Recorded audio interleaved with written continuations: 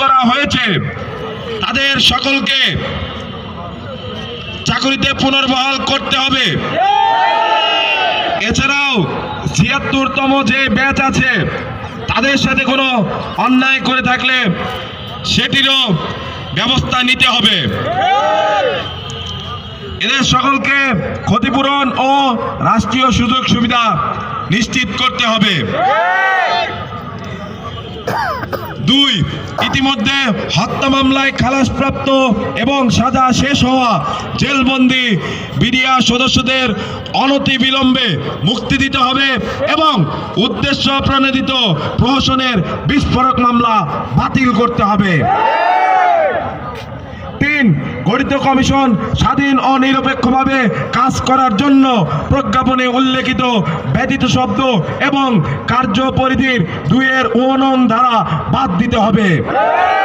একই সাথে তদন্ত কমিশনের প্রধানকে আপিল বিভাগের বিচারপতির পদমর্যাদা দিতে হবে এবং স্বাধীন তদন্ত রিপোর্ট সাপেক্ষে অন্যায়ভাবে দণ্ডিত সর্বপ্রকার নিরপরাধ বিডিআর সদস্যদের মুক্তি দিতে হবে এবং পিলখানা হত্যাকাণ্ডের সঠিক কারণ উদ্ঘাটন, মূল ষড়যন্ত্রকারী ও হত্যাকারীদের চিহ্নিত করে দৃষ্টান্তমূলক শাস্তির আওতায় আনতে হবে। ৪. পিলখানা হত্যাকাণ্ডে শহীদ হওয়া ৫৭ জন সেনা কর্মকর্তা, ১০ জন বিডিআর সদস্য সহ সর্বমোট ৭৪ জনের হত্যাকারীর বিচার নিশ্চিত করতে হবে। একই সাথে জেলের ভেতরে মারা যাওয়া প্রত্যেক বিডিআর ৬. সকল শহীদ সেনা কর্মকর্তাদের লাশ পুনর্তদন্তের মাধ্যমে সঠিকভাবে শনাক্ত করার ব্যবস্থা করতে হবে। ৭. স্বাধীনতা সার্বভৌমত্বের গৌরবোজ্জ্বল ইতিহাস ধারণকারী বিডিআর নাম ফিরিয়ে আনতে হবে। ৮. পিলখানা হত্যাকাণ্ডে সকল শহীদের স্মরণে জাতীয় দিবস ঘোষণা করতে হবে এবং শহীদ পরিবারের সর্বপ্রকার নিরাপত্তা নিশ্চিত করতে হবে। আপনারা কি এই দাবি দাওয়াগুলোর সাথে একমত? মাঠ ছেড়ে যাচ্ছি না ইনশাল্লাহ।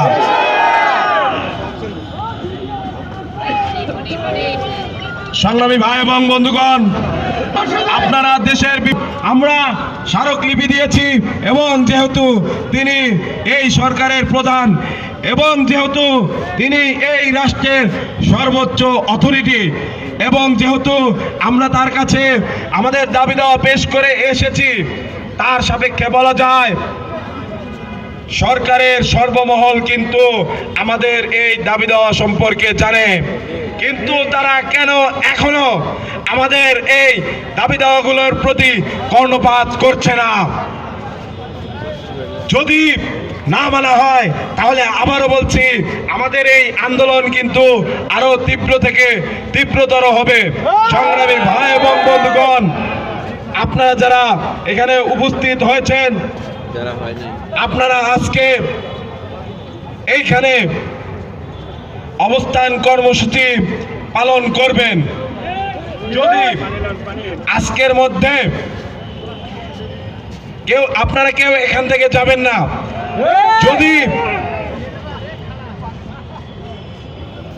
কাল ১২টার মধ্যে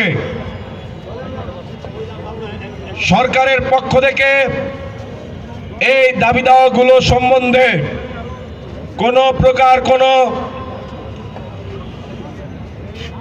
পজিটিভ বার্তা আসে, তাহলে আমাদের এই আন্দোলন আরো তীব্র হবে। এটি সরকারকে জানিয়ে রাখলাম, স্বরাষ্ট্র এবং আইন উপদেষ্টাকে জানিয়ে রাখলাম, তারা যেন নিজ দায়িত্বের গুরুত্বটুকু বোঝেন। আমি আমার বক্তব্য শেষ করছি।